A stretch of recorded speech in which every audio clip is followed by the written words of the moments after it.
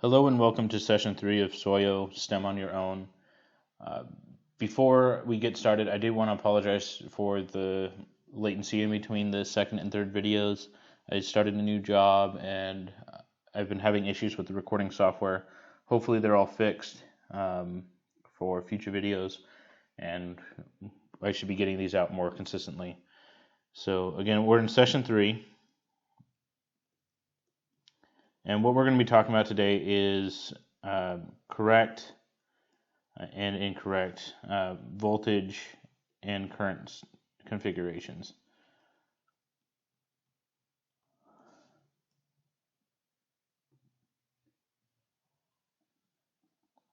So to understand these, we first have to look at two different laws. So we have the KVL and the KCL. These are kind of your bread and butter for any sort of circuit analysis. So the KVL is Kirchhoff's voltage law.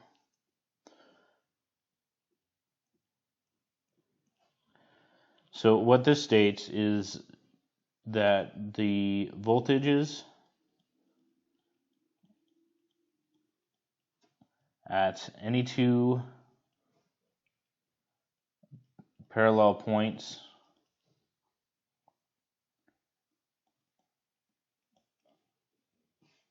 must be the same.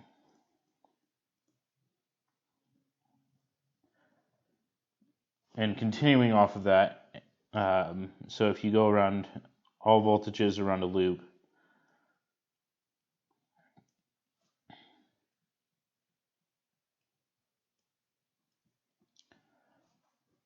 must also be the same.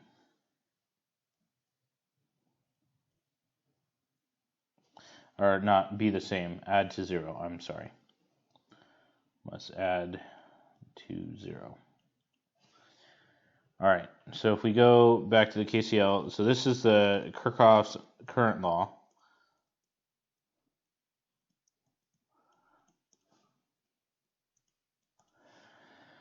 Which states that the currents,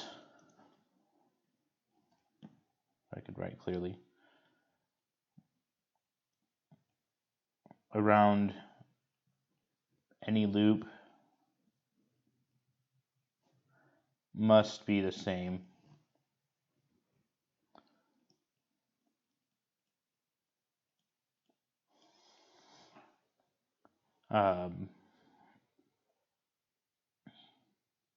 So both of these are kind of an extension of conservation of energy.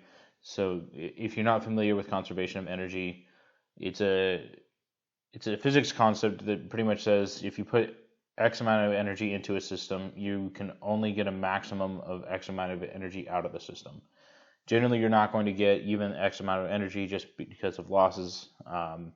If you did get X amount of energy back out, you would have a perpetual motion sort of instance, which if you don't know what that is, I can discuss that in a later video, or you can look it up on your own. If you want me to do it in a later video, just leave a comment. If you just want to look it up on your own, please be my guest. Anyways, so let's get started. So to kind of save you guys some pain and watching me do my horrible drawing, I drew things out ahead of time and took some time to do that, so that we can just kind of look at these things just for ease. So if we label these points here, so we'll label this one 1.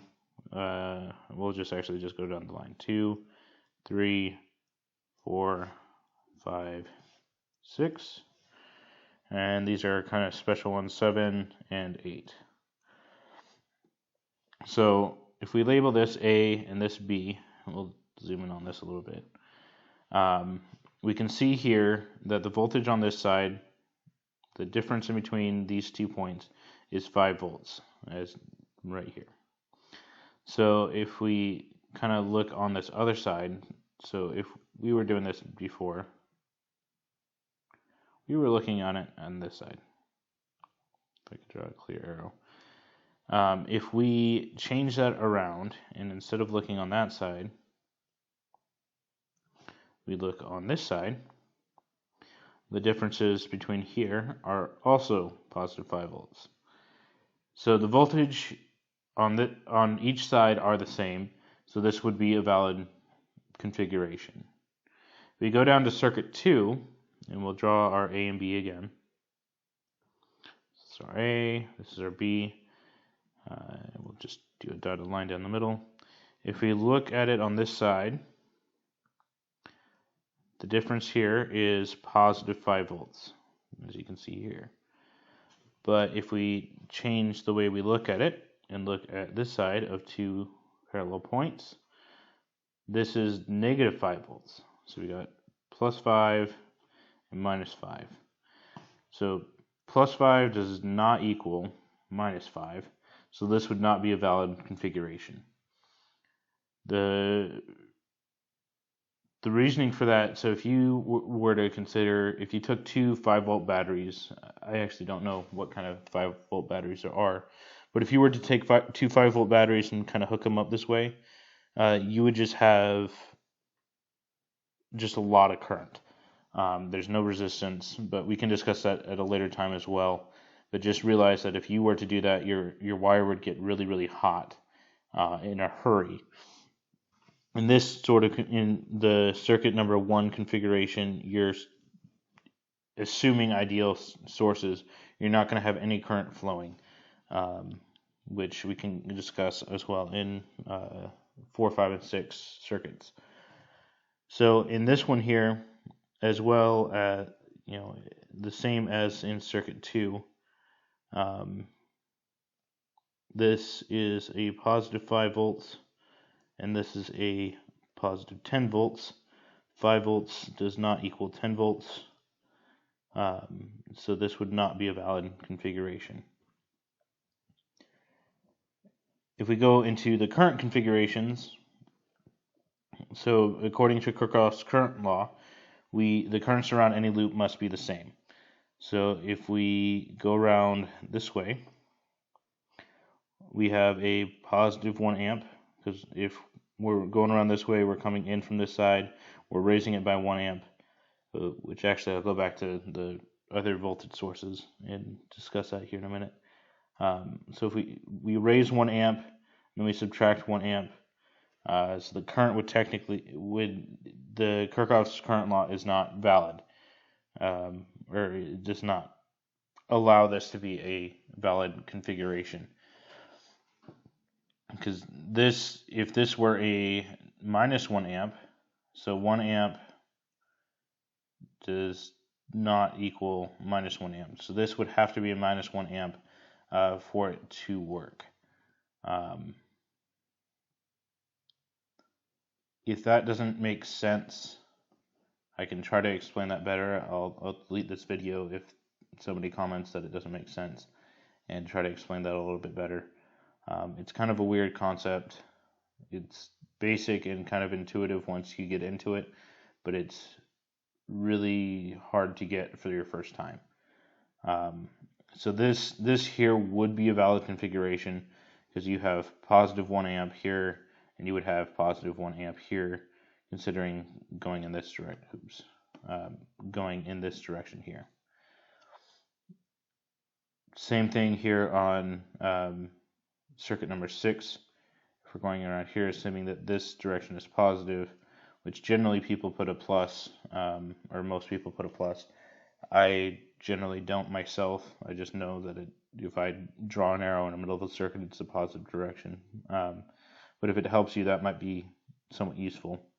But 1 amp does not equal 5 amps, so this would not be a valid configuration either. So kind of going into the positive and negatives, because that's a very important thing to have, which I probably should have explained before getting into this, but hopefully you can go back and make sure that you understand this. So if you have a voltage source, if you're going from the negative to the positive, if you're going around a loop, so if you have, we'll look back at circuit 1 here real quick. If we have an arrow going around this way, so the voltages around a loop must equal 0. Actually, I'll just redraw circuit 1. That might be an easier way of explaining everything. So if we have a voltage source here, another voltage source here, they're connected by a wire, 5 volts, 5 volts. So we are going to go around this way. This is our positive way of going around this circuit. If we go up through here, we're adding 5 volts.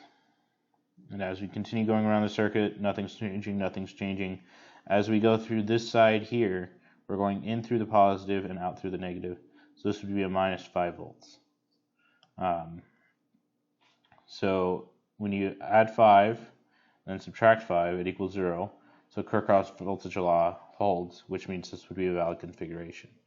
If we went to circuit 2, would be minus plus. So this was 5 volts, and this was also 5 volts. So if we consider the same direction, so we would be adding 5 volts here. Let me zoom in on this. We would be adding 5 volts, and then as we continue around the circuit, nothing's changing, nothing's changing. And then right here, if we're right here, we're going into this, and we're also adding another 5 volts. So plus 5 does not equal, does not equal 0. So this would not be a valid configuration. So that's why over here in circuit 2, the configuration is not valid. It's kind of two different ways of looking at it. If you're more mathematically minded, this way over here might make more sense. If you're more physically minded, the way I originally showed you might make more sense. And that's kind of why I had two definitions at the beginning for Kirchhoff's voltage law. Kirchhoff's current law, for me, it had to be very intuitive. Just once you figured it out, it's just intuitive. But before you figure it out, it's just a pain. And I haven't figured out a good way to describe it as well as I would like to. But if we go down to the combination circuits, this is where things get a little interesting. And then this is where I'm going to end the video. If this isn't explained very well, or if you'd like it to be explained better, please let me know, and I will make another video just about combination circuits or whatever needs to be the case. I just want everybody to learn the way that they need to. So current flows in voltage sources. The current is going to flow, a positive current is going to flow from the negative to the positive. That's why we consider it a voltage rise, a positive voltage. So this would be plus 5 or plus 10, whatever the voltage is. But that would be when the current is going from the negative to the positive. If the current is going from the positive to the negative, kind of the opposite is the case. This would be a minus 5 volts or a minus 5. So let me zoom in on this. So if the current is coming in this way, it would be a minus 5. If it's coming in this way, it would be a plus 5. Assuming that this is a 5 volt source. And we'll just assume current. So that's how you can kind of figure out whether or not your voltage and current combination circuits are valid. So if we look at the circuit number 7 here, we've got 5 volts. So again, we're going to assume that clockwise is positive. I'll draw a little plus here. So we have a rise of 5 volts, but the current here, if you just follow the current path along, it does actually go in through the negative and up through the positive. So this would be a valid configuration here. But if we look over here at circuit 8, so again, assuming that this is positive, we have a rise of 5 volts, but the current is actually going this way in the circuit. So one of two things needs to happen on this to make it a valid circuit. And you can't do that if these are sources.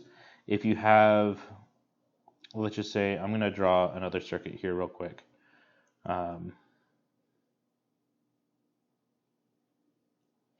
So you have a resistor. Just a basic element, just dissipates energy and limits current. if you have a resistor and you found that the current through this resistor from another part of the circuit is 2 amps, and that you have 5 volts here, and you go around this way. I really struggle with drawing arrows, so I apologize. So you have the 5 volts going through at 2 amps, so those don't agree with each other. So you can't really, the way that you would change this is that instead of this being a 2 amp, it would be a minus 2 amp. That would be the correct way of going about it. But with this being a source up here in circuit 8, we cannot say that this is a valid circuit. The sources cannot be changed. Those are constant. They're constant, so you can't change them. You could change them in a physical circuit. You could say, okay, well, let's just change the voltage, flip the voltage or something like that. But in this case, we cannot just, it's the way it's set up, and all we're trying to figure out is whether or not it's a valid circuit. So I'm hoping that's helpful. If not, again, please let me know. I can redo the video. It's a little bit of a hard concept, but it's essential.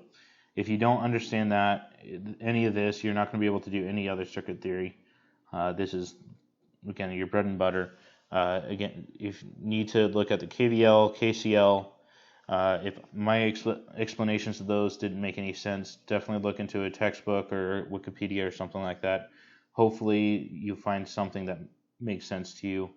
If you have any questions or any concerns about anything, let me know, and I'll try to get those answered for you. Thank you, and I'll see you next time.